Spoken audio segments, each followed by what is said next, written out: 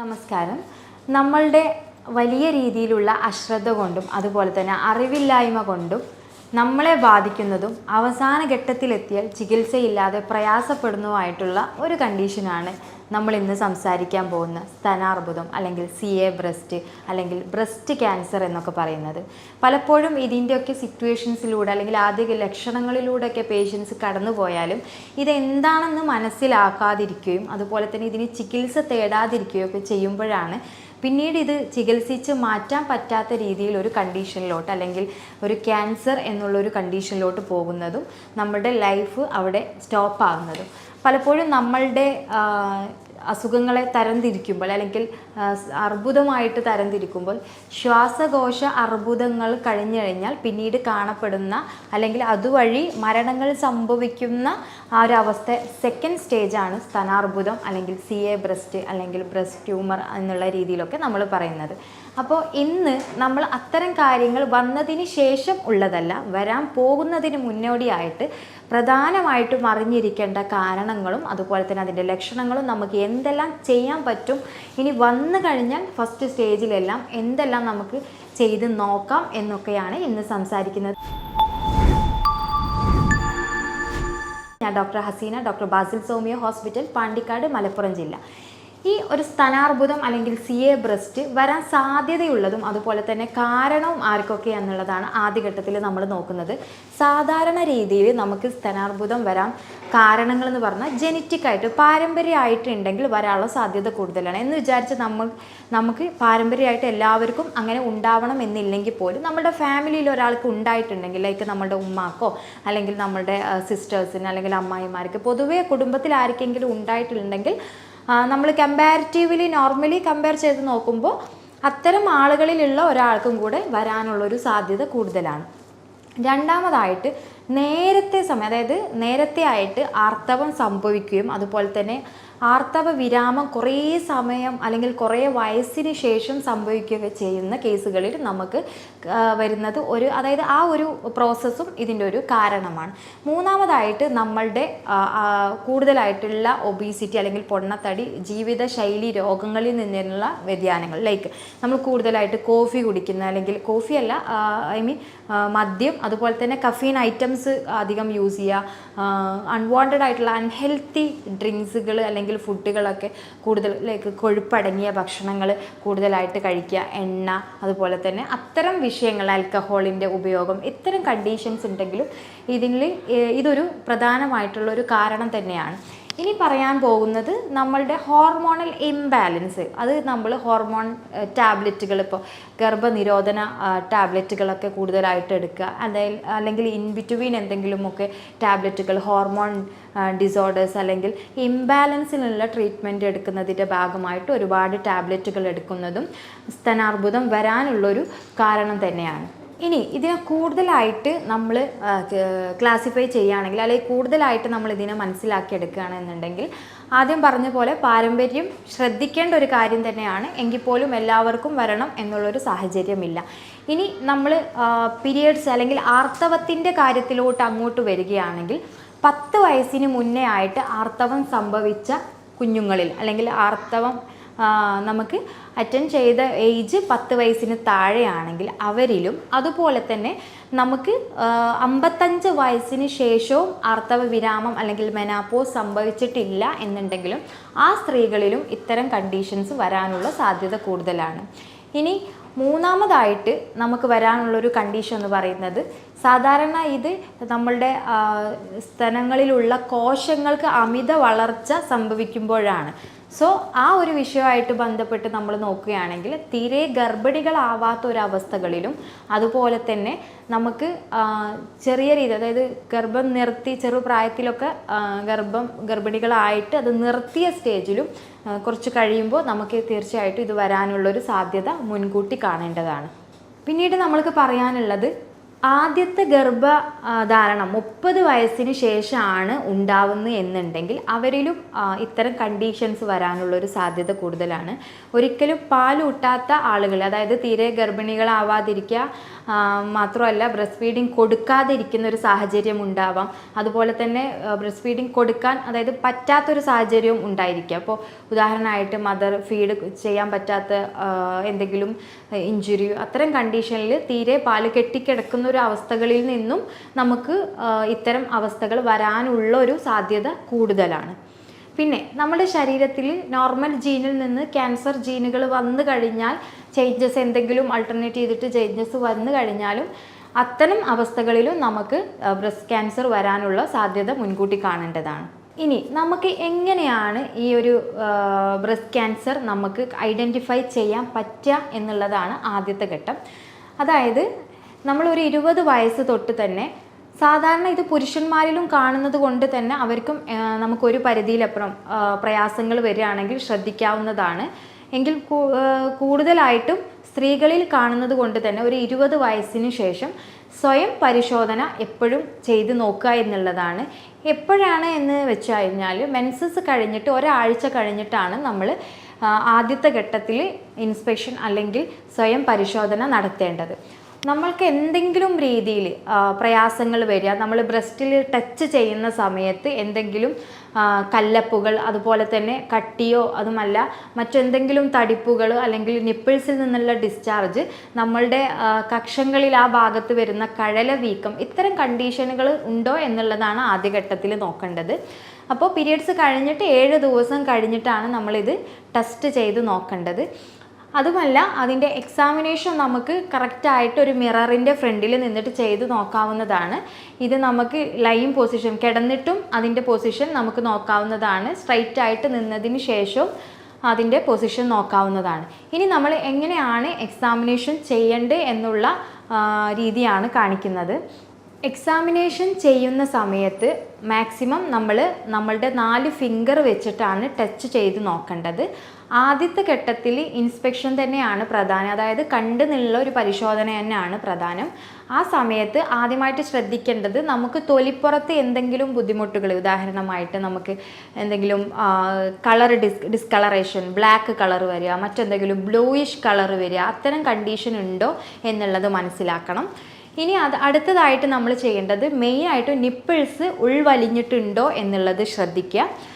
അതായത് നിപ്പിൾസിൽ എന്തെങ്കിലും ഡിസോർഡറോ അതല്ലെങ്കിൽ പെയിനോ അതിൽ നിന്നും എന്തെങ്കിലും ഡിസ്ചാർജുകൾ വരിക, ഉദാഹരണമായിട്ട് ഫ്ലൂയിഡായിട്ടോ അതല്ല എന്നുണ്ടെങ്കിൽ പസ് പോലെ എന്തെങ്കിലും നമുക്ക് ഡിസ്ചാർജ് വരിക, ഇത്തരം കണ്ടീഷനാണ് ആദ്യമായിട്ട് നോക്കേണ്ടത്.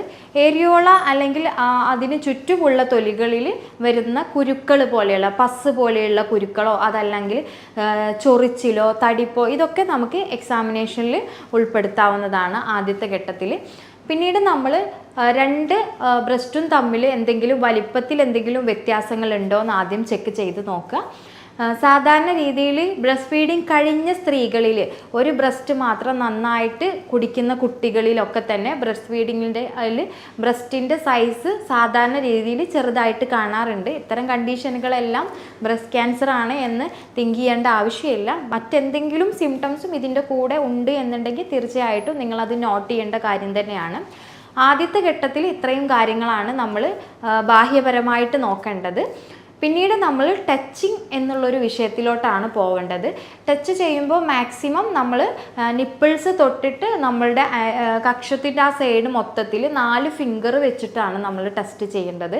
ഒരു കൈ നമ്മൾ ഉയർത്തിപ്പിടിച്ച് ചെയ്യുകയാണെങ്കിൽ കുറച്ചും കൂടി നമുക്കത് മനസ്സിലാക്കാനുള്ള കാര്യങ്ങൾ കുറച്ചും കൂടി നമുക്ക് ഈസി ആയിരിക്കും. അപ്പോൾ എപ്പോഴും കൈ ഒന്ന് ജസ്റ്റ് ഒരു കൈ ഉയർത്തിപ്പിടിച്ചിട്ട് നമ്മളുടെ ഇപ്പോൾ ലെഫ്റ്റ് കൈ ഉയർത്തിപ്പിടിച്ചിട്ട് റൈറ്റ് കൈ വെച്ചിട്ട് 4 ഫിംഗർ വെച്ചിട്ടാണ് നമ്മൾ ടച്ച് ചെയ്യേണ്ടത്. ആ സമയത്ത് നമുക്ക് ഇതുപോലെ എന്തെങ്കിലും ഉൾവശത്തായിട്ട് എന്തെങ്കിലും കല്ലപ്പോ കട്ടിയോ എന്തെങ്കിലും തോന്നുകയാണെങ്കിൽ തീർച്ചയായിട്ടും അതിൻ്റെ ബാക്കി മറ്റു പാത്രങ്ങൾ, അതായത് അതിൻ്റെ സൈഡായിട്ട് പെയിനോ അല്ലെങ്കിൽ ബ്ലീഡിങ് ഉണ്ടാവുകയോ നിപ്പിൾസിൽ ബ്ലീഡിങ് ഉണ്ടാവുകയോ അതുപോലെ തന്നെ സൈഡുകളിൽ കഴല പോലെ വരികയോ എന്തെങ്കിലും ഉണ്ടോ എന്നുള്ളത് കറക്റ്റായിട്ട് നമ്മൾ ഐഡൻറ്റിഫൈ ചെയ്യാം. ഇതുപോലെ 2 ബ്രസ്റ്റും നമ്മൾ സാധാരണ 2 മാസത്തിലെങ്കിലും അതല്ലെങ്കിൽ 1 മാസത്തിൽ, അത് നമ്മളുടെ ബില്ലിങ്ങിനനുസരിച്ച് നമ്മൾ എല്ലാ മാസവും ചെയ്തു പോരുകയാണെങ്കിൽ വളരെ നല്ലതാണ്. 20 വയസ്സിന് ശേഷം എല്ലാവരും അല്ലെങ്കിൽ എല്ലാ പെൺകുട്ടികളും ഇത് ചെയ്ത് നോക്കണം എന്നുള്ളതാണ് ആദ്യത്തെ ഘട്ടം. പിന്നീട് നമുക്ക് പ്രത്യേകിച്ച് ആർത്തവവിരാമം സംഭവിച്ചതിന് ശേഷമുള്ള സ്ത്രീകൾ, അതുപോലെ തന്നെ മെൻസസ് എന്തെങ്കിലും ഡിസോർഡർ ഉള്ള സ്ത്രീകൾ, അതുപോലെ തന്നെ ഗർഭം നിർത്തിയ സ്ത്രീകൾ, ഇത്തരം ആളുകൾ അല്ലെങ്കിൽ ഹോർമോണൽ ഇംബാലൻസ് പ്രോബ്ലംസ് കൊണ്ട് എന്തെങ്കിലും പ്രയാസങ്ങൾ അനുഭവിക്കുന്ന സ്ത്രീകളാണെങ്കിൽ തീർച്ചയായിട്ടും ഈ ചെക്കപ്പുകൾ ചെയ്ത് നോക്കേണ്ടതാണ്. ഇത്തരം പ്രയാസങ്ങൾ വന്നു എന്നുണ്ടെങ്കിൽ അല്ലെങ്കിൽ നിങ്ങൾക്ക് എന്തെങ്കിലും ഡൗട്ടുകൾ ഉണ്ട് തോന്നുകയാണ് എന്നുണ്ടെങ്കിൽ എപ്പോഴും നിങ്ങൾ ആദ്യഘട്ടത്തിൽ ഒരു 2 ഇയേഴ്സ്, ഒരു 35 വയസ്സിന് ശേഷം ഒരു 2 വർഷത്തിൽ ഒരു ഗൈനക്കോളജിസ്റ്റിനെ കണ്ടിട്ട് അതിലൊരു ഒപ്പീനിയൻ എടുക്കാവുന്നതാണ്. ഇനി നിങ്ങൾക്ക് എന്തെങ്കിലും ഒരു തടിപ്പുകളോ കാര്യങ്ങളോ നിങ്ങൾക്ക് ഫീൽ ചെയ്തു എന്നുണ്ടെങ്കിൽ തീർച്ചയായിട്ടും നമുക്ക് ഒരു ഡോക്ടറെ കൺസൾട്ട് ചെയ്യാം. അതിൽ തന്നെ നമുക്ക് മാമോഗ്രാഫി ചെയ്തിട്ടാണ് നമ്മളത് ഐഡൻറ്റിഫൈ ചെയ്യുക. നമ്മൾ എക്സ്റേ പോലെയുള്ള ചെറിയ കണങ്ങൾ കടത്തി വിട്ടിട്ടാണ് അതിൻ്റെ ഉള്ളിലുള്ള പ്രയാസങ്ങൾ നമ്മൾ മനസ്സിലാക്കുക. എന്ത് പ്രയാസങ്ങൾ ഉണ്ട് അല്ലെങ്കിൽ 1 ടൈംസ് ഇത്തരത്തിലൊരു പ്രയാസങ്ങൾ കണ്ടു എന്നുണ്ടെങ്കിൽ തീർച്ചയായിട്ടും നിങ്ങൾക്കൊരു 1 ഇയർ വൺസ് എങ്കിലും നിങ്ങളൊരു ഗൈനക്കോളജിസ്റ്റിനെ അല്ലെങ്കിൽ അതുമായിട്ട് ബന്ധപ്പെട്ട ഒരു ഡോക്ടറെ കണ്ടിട്ട് ഒരു ഒപ്പീനിയൻ എടുക്കാവുന്നതാണ്. ഇനി ഗർഭിണികളിലാണ് ഇത്തരം പ്രയാസങ്ങൾ കണ്ടു എന്നുണ്ടെങ്കിൽ ഡയറക്റ്റായിട്ട് തന്നെ നിങ്ങളുടെ ഡോക്ടറെ ഇത് വിവരം അറിയിക്കുക. അതിന് വേണ്ട നിർദ്ദേശങ്ങൾ നിങ്ങൾ എടുക്കുക. ആ സമയത്ത് ഗർഭിണികളാകുന്ന സമയത്ത് നമുക്ക് സ്തനാർബുദം സംഭവിച്ചു കഴിഞ്ഞാൽ ഒരിക്കലും നമുക്ക് മറ്റ് കണ്ടീഷനോ കൂടുതൽ മെഡിസിൻസ് എടുക്കാനോ പറ്റുന്നതല്ല. അപ്പോൾ അതിനനുസരിച്ച് നിങ്ങളുടെ ലൈഫ് സ്റ്റൈൽ നിങ്ങൾ കറക്റ്റ് ചെയ്യുക. അത് നിങ്ങളുടെ ഡോക്ടറുടെ സഹായം തേടുക. ഇനി നമ്മൾ ശ്രദ്ധിക്കേണ്ട കുറച്ച് കാര്യങ്ങളെന്ന് പറഞ്ഞു കഴിഞ്ഞാൽ കൂടുതലായിട്ട് അമിതമായിട്ടുള്ള എണ്ണക്കടികളും കൊഴുപ്പടങ്ങിയിട്ടുള്ള ഭക്ഷണം, കാരണം നമ്മളുടെ ബ്രസ്റ്റ് എന്ന് പറയുന്നത് ഫാറ്റ് ഡെപ്പോസിറ്റഡ് ആണ്. അപ്പോൾ കൂടുതൽ അൺവാണ്ടഡ് ആയിട്ടുള്ള ഫാറ്റുകൾ കഴിക്കുന്ന ശീലം ഒഴിവാക്കിയിട്ട് റിച്ച് ആയിട്ടുള്ള കാര്യങ്ങൾ ചെയ്തു കൊടുക്കുക. ഇനി നിങ്ങൾ ചെയ്യേണ്ട ഒരു കാര്യം എന്ന് വെച്ചാൽ നിങ്ങൾ എപ്പോഴും ബ്രസ്റ്റ് കെയർ ചെയ്യുന്നത് കൊണ്ട് തന്നെ അല്ലെങ്കിൽ ബ്രസ്റ്റിൽ ക്രാക്സ് വരുന്ന ആളുകളുണ്ടാവും, ചൊറിച്ചിൽ വരുന്ന ആളുകളുണ്ടാവും. അവരൊക്കെ ഒരു പരിധിയിലപ്പുറം ഇത്തരം പ്രയാസങ്ങൾ ഉണ്ടെങ്കിൽ എപ്പോഴും നിങ്ങൾ ഒരു എക്സാമിനേഷൻ എന്നുള്ള രീതിയിലോട്ട് പോവുകയും ഫർദറായിട്ട് ഒരു ഡോക്ടറുടെ കൺസൾട്ടേഷൻ തേടുകയും നിർബന്ധമായിട്ടും അത് ചെയ്യേണ്ട ഒരു കാര്യമാണ്. ഇതിൽ ശ്രദ്ധിക്കേണ്ട കാര്യങ്ങളെന്ന് പറഞ്ഞു കഴിഞ്ഞാൽ നമ്മൾ എക്സാമിനേഷൻ ചെയ്യുന്ന സമയത്തോ അല്ലാതെയോ നമ്മളെ ബ്രസ്റ്റിൽ കാണുന്ന തൊലിപ്പുറത്ത് ഉണ്ടാകുന്ന പ്രയാസങ്ങൾ, അത് ചൊറിച്ചിലാവാം, ക്രാക്സുകളാകാം, എന്തെങ്കിലും പസ് കെട്ടി നിൽക്കുന്ന രീതിയിലാവാം, നിപ്പിൾസ് നമുക്കുള്ളിലോട്ട് വലിഞ്ഞു മുറുകുന്ന രീതിയിലുള്ള പ്രയാസങ്ങളാവാം, കക്ഷത്തിൽ കാണുന്ന കഴല പോലെയുള്ളതാവാം, തൊട്ട് നോക്കുമ്പോൾ ഉണ്ടാകുന്ന ബുദ്ധിമുട്ടുകളാവാം. ഇത്തരം കണ്ടീഷൻസുകൾ എന്ത് തന്നെ ആയാലും അല്ലെങ്കിൽ അതിൽ നിന്ന് കുറച്ച് സിവിയർ ആയിട്ട് ഡിസ്ചാർജ് വരിക, തൊട്ട് നോക്കുമ്പോൾ നമുക്ക് തടിപ്പ് അനുഭവപ്പെടുക, കക്ഷങ്ങളിൽ കാണുന്ന കഴല വീർത്ത് നിൽക്കുന്ന ഒരു കണ്ടീഷൻ ഉണ്ടാവുക. ഇത്തരം കണ്ടീഷൻ ഉണ്ടെങ്കിൽ നിർബന്ധമായും നിങ്ങൾ ഡോക്ടറെ കൺസൾട്ട് ചെയ്യേണ്ടത് തന്നെയാണ്. അതോടൊപ്പം തന്നെ നിങ്ങളുടെ സാധ്യതകൾ നിങ്ങൾ ആദ്യം കറക്റ്റ് ചെയ്യുക. ആർത്തവം നിന്ന ആളുകളാണോ, ആർത്തവം നേരത്തെ ഉണ്ടായതാണോ, കൊഴുപ്പടിഞ്ഞിട്ടുണ്ടായതാണോ കണ്ടീഷനാണോ, അതല്ലെങ്കിൽ ഗർഭം നിരോധന മാർഗങ്ങൾ ഒരുപാട് ഉപയോഗിച്ച ആളുകളാണോ, ഹോർമോൺ ടാബ്ലറ്റ് ഒരുപാട് യൂസ് ചെയ്ത ആളുകൾ, ഗർഭം നിർത്തിയ ആളുകൾ, ഇത്തരം ആളുകളെല്ലാം തന്നെ നമ്മളുടെ ഈ ഒരു പ്രായത്തിലും അല്ലെങ്കിൽ ഈ ഒരു അവസ്ഥകളിലും പെട്ടെന്ന് തന്നെ അത് ഐഡൻറ്റിഫൈ ചെയ്തിട്ട് ഡോക്ടറുടെ കൺസൾട്ടേഷൻ എടുക്കേണ്ടതാണ്. ഇതിൽ ശ്രദ്ധിക്കേണ്ട ഒരു കാര്യം എന്ന് വെച്ചാൽ നമ്മൾ പീരിയഡ്സ് ആവുന്നതിന് മുമ്പേയും പീരിയഡ്സിൻ്റെ ടൈമിലൊക്കെ തന്നെ പല സ്ത്രീകളിലും ബ്രസ്റ്റിൽ നല്ല പെയിൻ അനുഭവപ്പെടാറുണ്ട്. പലപ്പോഴും ഇത് ബ്രസ്റ്റ് ക്യാൻസർ ആണോ എന്ന് സ്ത്രീകൾ ഒരു ഡൗട്ട് വെക്കാറുണ്ട്.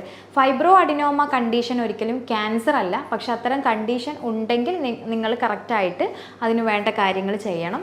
കാരണം എപ്പോഴും ബ്രസ്റ്റ് ക്യാൻസർ എന്ന് പറയുമ്പോൾ 2 തരത്തിലാണ്, ബിനൈൻ ആയിട്ടും മാലിഗ്നൻസി ആയിട്ടുണ്ട്. അതായത് ക്യാൻസർ അല്ലാത്തൊരു ട്യൂമർ വരാറുണ്ട്, ട്യൂമർ ലൈക്ക് അതായത് ഒരു കൊഴുപ്പടിഞ്ഞു കൂടിയ കണ്ടീഷൻ വരാറുണ്ട്, ഗ്രൗത്തുകൾ വരും. അതുപോലെ തന്നെ ക്യാൻസർ കണ്ടീഷൻ വന്ന അവസ്ഥയിലും നമുക്ക് ഗ്രൗത്തുകൾ വരും. അപ്പോൾ ആദ്യ ഘട്ടത്തിൽ അതെന്താ എന്നുള്ളത് ഐഡൻറ്റിഫൈ ചെയ്യുക. സാധാരണ ഫൈബ്രോ അഡിനോമ വന്നു കഴിഞ്ഞാൽ അല്ലെങ്കിൽ പെയിൻഫുൾ ആയിട്ടുള്ള ബ്രസ്റ്റ് കണ്ടീഷൻ ഉണ്ടായാലും പീരിയഡ്സ് ആകുമ്പോൾ അത് നോർമലൈസ് ചെയ്തിട്ട് പോവാറുണ്ട്. ഇനി അതിൻ്റെ ഇൻറ്റൻസിറ്റി കൂടി വരുന്നു അല്ലെങ്കിൽ മറ്റെന്തെങ്കിലും പ്രയാസങ്ങൾ വരുന്നു എന്നുണ്ടെങ്കിൽ തീർച്ചയായിട്ടും നിങ്ങൾ ഡോക്ടറെ കൺസൾട്ട് ചെയ്യേണ്ടതാണ്.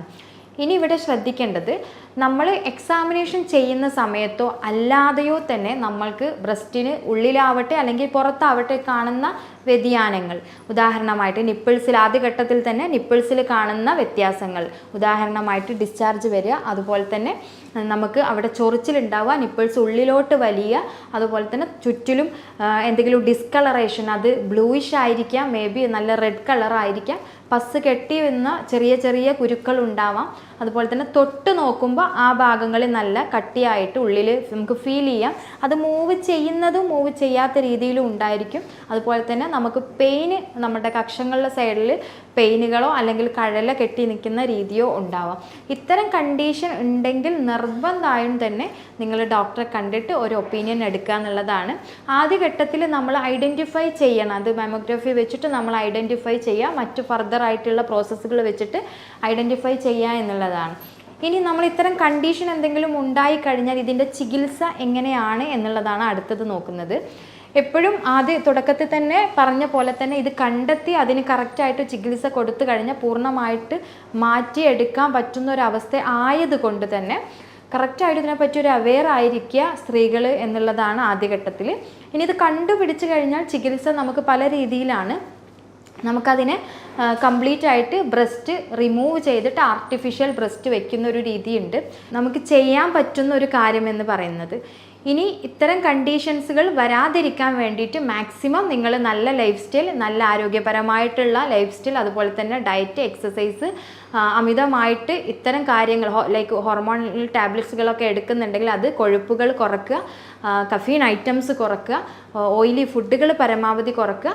സാധ്യതകളുള്ള ആളുകളാണെന്നുണ്ടെങ്കിൽ മാക്സിമം അതിൽ നിന്ന് മാറി നിൽക്കാൻ പറ്റുന്ന ആ ഒരു സാഹചര്യത്തിലോട്ട് വിട്ടു നിൽക്കുകയും എന്തെല്ലാം ചെയ്യാൻ പറ്റും എന്നുള്ള രീതിയിൽ നിങ്ങളൊരു പാറ്റേൺ റെഡി ചെയ്യുക, ലൈഫ് സ്റ്റൈൽ പാറ്റേൺ ചേഞ്ച് ചെയ്യുക എന്നുള്ളതാണ് മെയിനായിട്ട്. ഇത്തരം കണ്ടീഷനുമായിട്ട് പ്രയാസപ്പെടുന്ന ആളുകൾക്ക് കൂടുതൽ വിവരങ്ങൾ അറിയണമെങ്കിൽ തീർച്ചയായിട്ടും താഴെയുള്ള വാട്സപ്പ് നമ്പറിൽ കോൺടാക്റ്റ് ചെയ്യാവുന്നതാണ്. ഞാൻ doctor Haseena, doctor Basil സോമിയ hospital, Pandikkad, Malappuram ജില്ല.